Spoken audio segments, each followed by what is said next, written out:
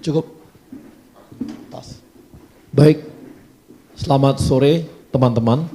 Terima kasih sudah hadir preskon kita lagi. Maaf nih maraton, tiap hari hampir 3 hari ketiga ini. Teman-teman tentu sudah tahu dengan informasi yang terbaru dari FIFA. Tapi untuk detailnya akan langsung disampaikan oleh ketum kita, Pak Erick Thohir, karena memang beliau juga melakukan komunikasi dengan FIFA tadi malam. Berikutnya saya serahkan kepada Pak Erick. Silakan Pak.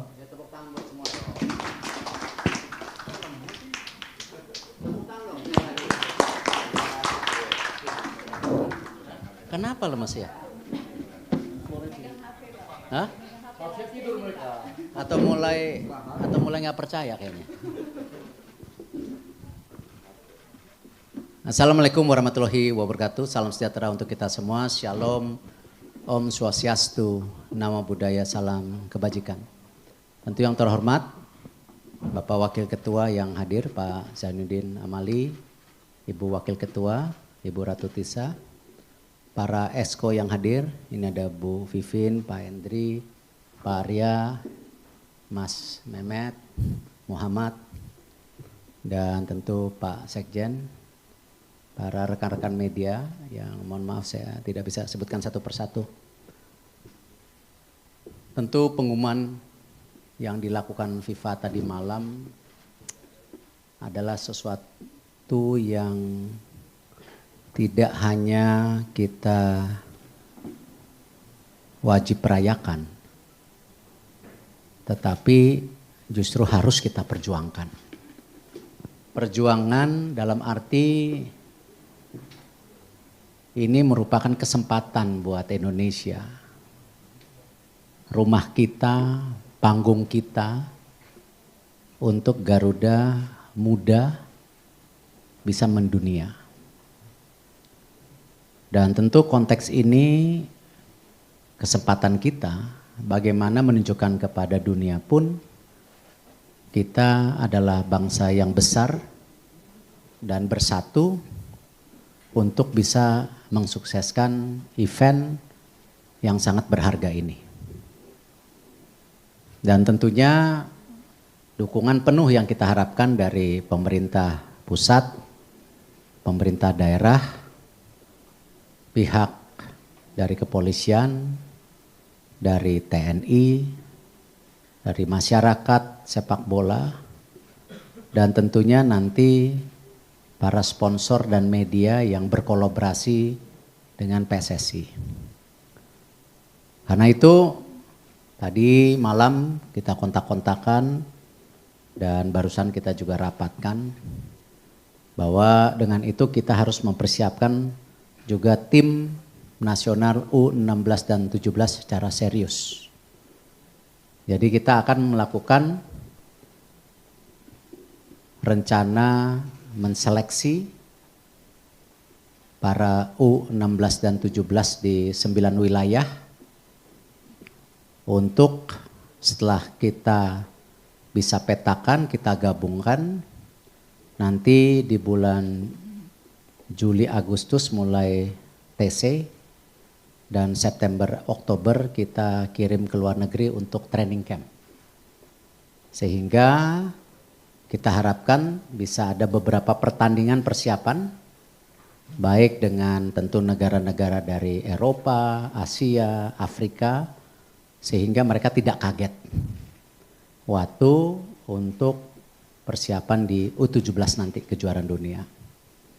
Dan tentu susunan daripada tim-tim yang sudah lolos masih dalam proses, terutama yang di Asia, karena masih ada 8 pertandingan kalau nggak salah. Dan kita lihat tunggu mungkin beberapa hari ini, ya 1-2 hari ini tepatnya, itu bisa tahu siapa saja yang lolos. Dan nanti mungkin biasanya drawing di bulan Agustus nanti. Ya drawing akan di Jakarta, kita cari lokasi yang tepat. Dan saat bersamaan juga tadi malam saya langsung telepon Liga Indonesia untuk kita melakukan persiapan bagaimana supaya Liga 1 tetap berjalan. Ya, tinggal bagaimana kita kompromi supaya event ini bisa berjalan maksimal, tetapi Liga 1 juga berjalan maksimal. Ini kesempatan kita bisa mensinergikan. Dari saya itu saja, mungkin nanti tanya jawab yang lebih banyak dari rekan-rekan media. Ya. Wassalamualaikum warahmatullahi wabarakatuh. Baik, terima kasih Pak Ketum. Silakan. Ya. Adis. Ya. Selamat sore Pak Ketum dan para exco semuanya. Saya Majid dari Tribun News. Pak Ketum mungkin bisa dijabarkan untuk stadion nanti apa saja yang akan digunakan. Kemudian yang kedua, bagaimana Pak menjaga komitmen dari pemerintah daerah. Kita tidak mau juga ya, ini kabar gembira, para pecinta sepak bola juga gembira menyambut ini. Bagaimana komitmen dari pemerintah daerah untuk tidak kita kembali mengulang kegagalan seperti kemarin.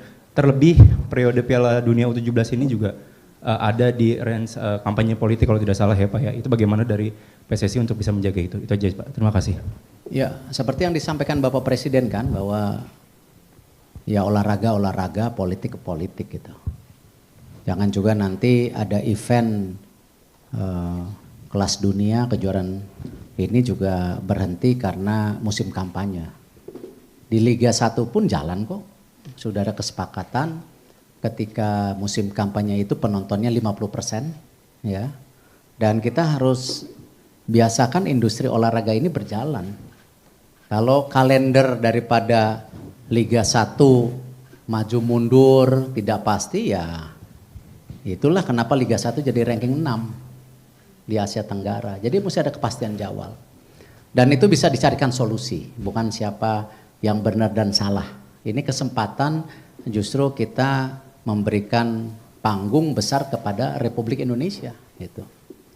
Nah, khususnya untuk lapangan, tentu FIFA akan mengirim tim mengecek kembali tentu standar dari Piala Dunia U20, U17 bisa berbeda.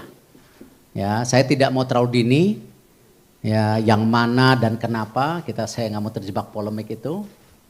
Yang penting kita mengharapkan mereka hadir mengecek mana yang sesuai dengan standar mereka. Kalaupun di lapangan yang berbeda pun, ya mungkin ada upgrade atau renovasi sedikit. Kebetulan pemerintah Indonesia sedang merenovasi juga 22 stadium kan, yang rencana akhir tahun ini ada budget mungkin 400 miliaran kalau tidak salah. Di tahun depan ada sisanya 1,5 triliun. Nah kita lihat aja bertahap mana yang bisa didahulukan. Dan saya melihat juga masalah kendala daripada pemerintah daerah dan pusat, saya rasa kita harus bersepakat kerjasama pemerintah pusat dan daerah itu satu, tidak bisa terpisah-pisah. Ya tentu kalau ada perbedaan dari pemerintah daerah harus diskusikan dengan pemerintah pusat itu. Jangan kita ini sebagai bangsa dilihat tidak siap oleh luar negeri gitu. Nah jadi saya berharap pemerintah daerah, apalagi yang nanti masuk list FIFA, saya nggak tahu yang mana, ya waktu tanda tangan komitmen ya benar-benar komit gitu, ya. Dan tentu kami PSSB sebagai otoritas tertinggi sepak bola, kita harus menjaga marwah sepak bola Indonesia, juga marwah bagaimana kita ini menjadi satu kesatuan daripada yang namanya dunia sepak bola secara menyeluruh. Dan tentu kita sabar aja, kasih waktu, karena terus terang kami semua di keputusan PSSI sebenarnya juga tidak tahu ya ketika ada pembicaraan lebih dalam. Ya, kita tahu ada rapat konsel, ya, tapi kita tidak tahu detailnya seperti apa. Kemarin sore saya di Kotak ditanya apakah Indonesia masih bisa menjadi alternatif, karena tentu di rapat konsel itu ada beberapa negara juga yang mengajukan.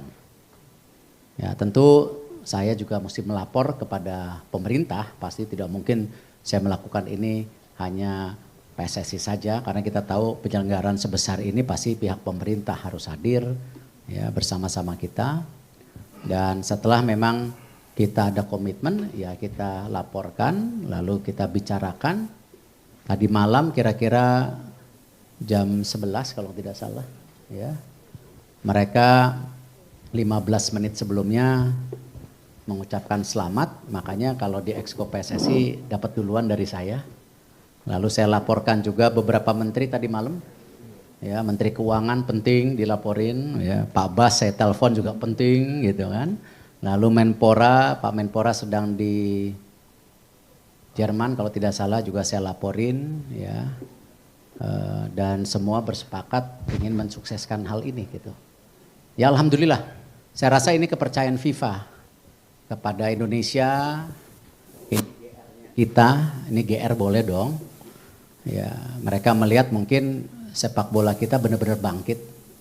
Ya, kemarin di SEA Games bagus.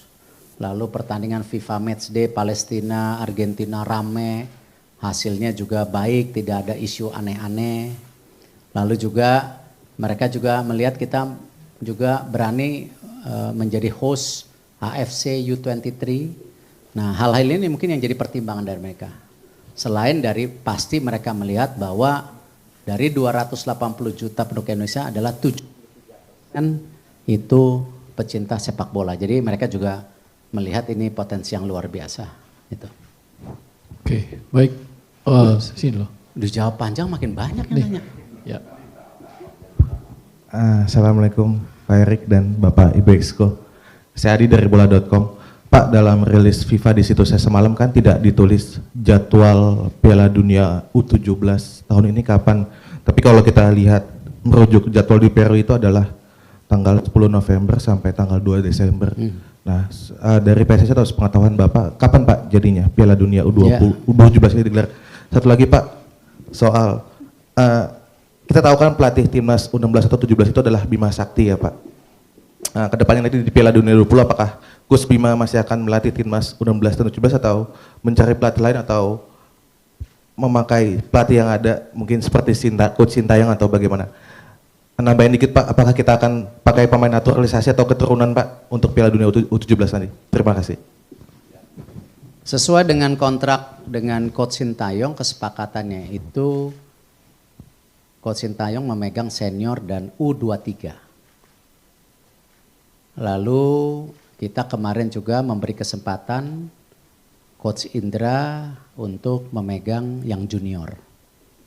Dan kita mencari direktur teknik untuk menjaga keseimbangan kepelatihan nasional secara menyeluruh. Kami, saya rasa akan memberikan kesempatan kepada Coach Bima. Ya, kita perlu coach-coach muda.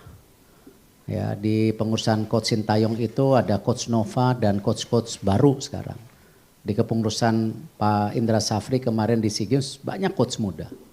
Ya, ada Kurniawan, ada ini hal yang saya rasa positif. Jadi kita akan memberikan kepada Coach Bima Sakti dan nanti pasti kita akan diskusikan di Exco mungkin ada pendamping lah. Ya, pendamping karena ini kejuaraan dunia, ya. Siapapun pendampingnya nanti kita diskusiin. Lalu kalau kita lihat juga untuk persiapan ya kami akan mengirimkan tim terbaik. Siapapun mereka. Kenapa kita bikin seleksi 9 kota? Kenapa kita akan dilatihan di Eropa? Ya kita ingin buat tim yang terbaik.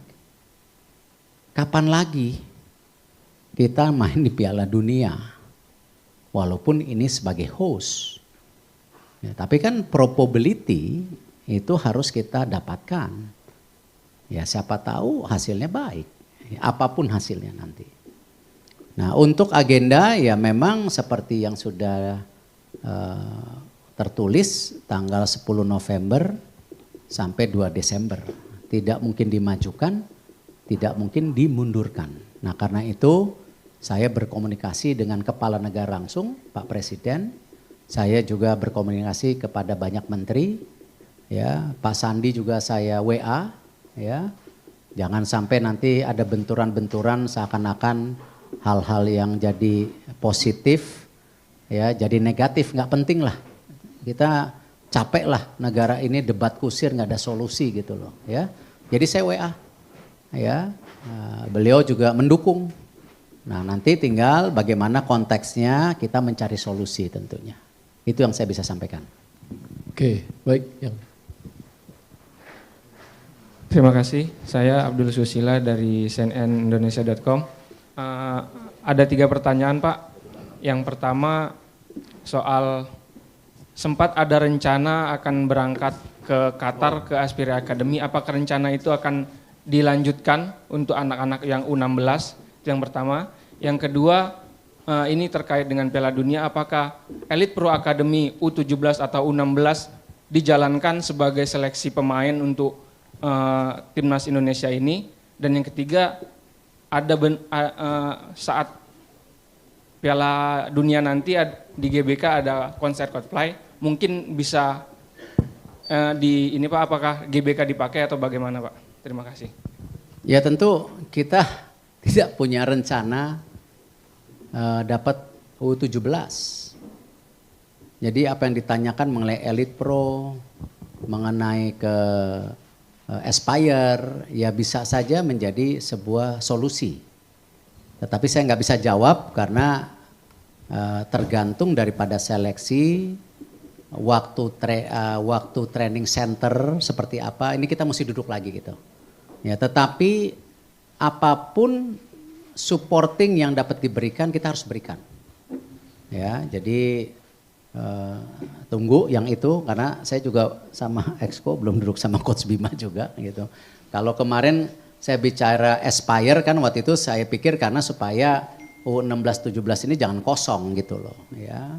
Dan kalau menurut data yang disampaikan Waketum barusan ke saya, Pak Waketum udah cek juga ke Coach Bima, banyak juga pemain-pemain kita sudah masuk ke klub-klub besar ya, ada yang di berbagai. Nah, ini juga potensi yang bagus ya. Saya rasa ini menjadi hal. Tentu hari ini press conference untuk sepak bola bukan Coldplay. Ya, jadi saya tidak bisa menyatakan apakah Coldplay itu mundur atau tetap. Pasti itu yang saya bilang kan itu harus jadi solusi, kita duduk bersama. Ya, duduk bersama mencari solusi karena dua-duanya event bagus buat Indonesia. Ya, jangan juga kita sentral ego bahwa ini yang benar, Anda mesti ngalah, tidak, kita cari solusi. Tetapi saya berharap memang bahwa ketika ada FIFA Match Day, ya, saya berharap ke depan tentu ya, lapangan utama tim nasional harus bersiap. Ya, karena itu kalender resmi.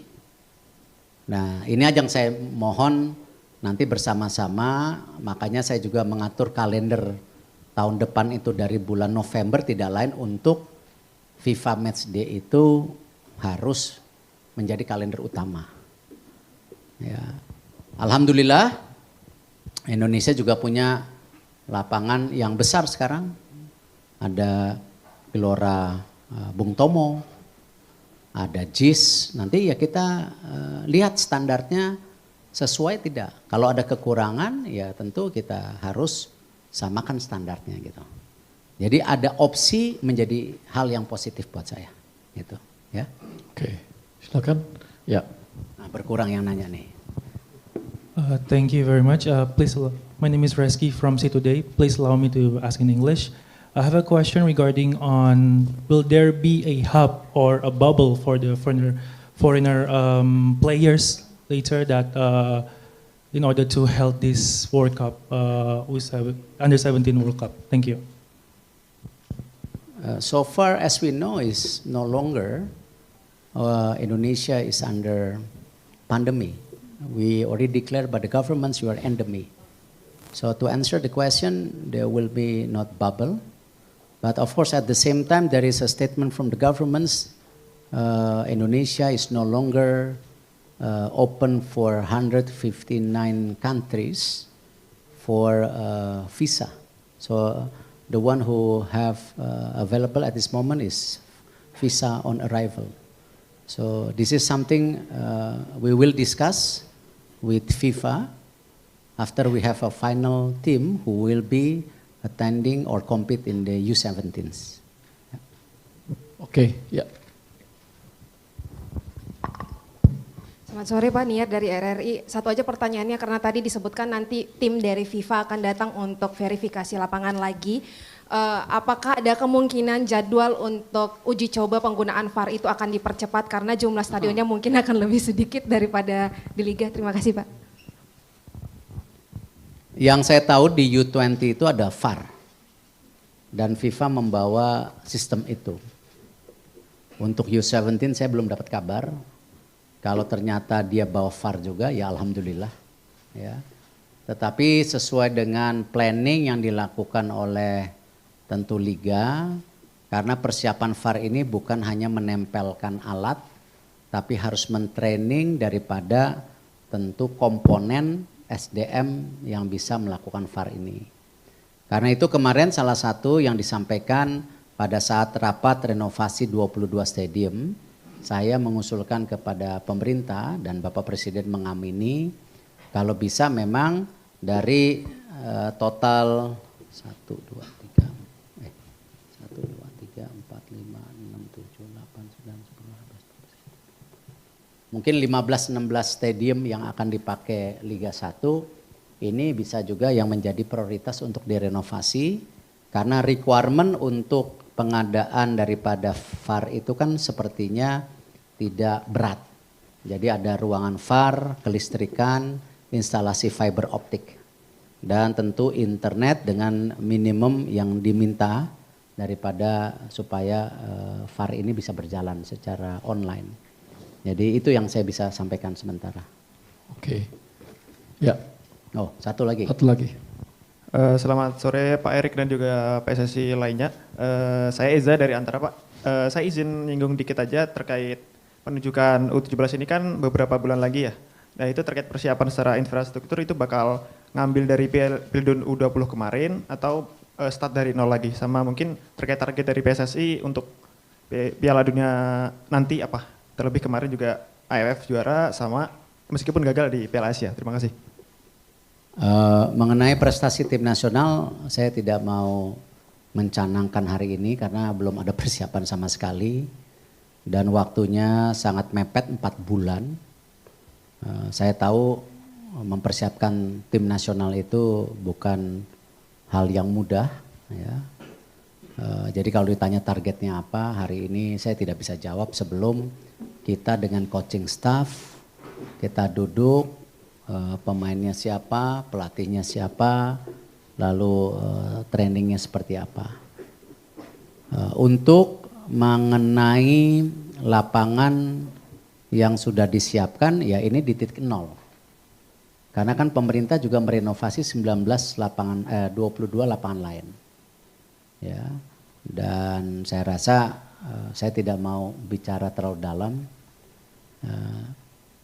Saya cuma tekankan bahwa event kejuaraan dunia ini adalah komitmen bersama pemerintah dan pemerintah daerah. Jadi saya berharap kalau kita mau dihargai oleh bangsa lain, ya kita juga harus menghargai bangsa kita sendiri. Nah ini yang kita tunggu saja seperti apa yang akan diinginkan oleh FIFA. Ya, lapangan mana, kondisinya apa, kita tunggu dulu gitu. Daripada saya salah mengucap, tahu-taunya tidak sesuai dengan ekspektasi. Terima kasih. Oke, habis ya? Siap. Makasih teman-teman. Terima kasih. Terima kasih Pak Ketum. Wassalamualaikum warahmatullahi wabarakatuh.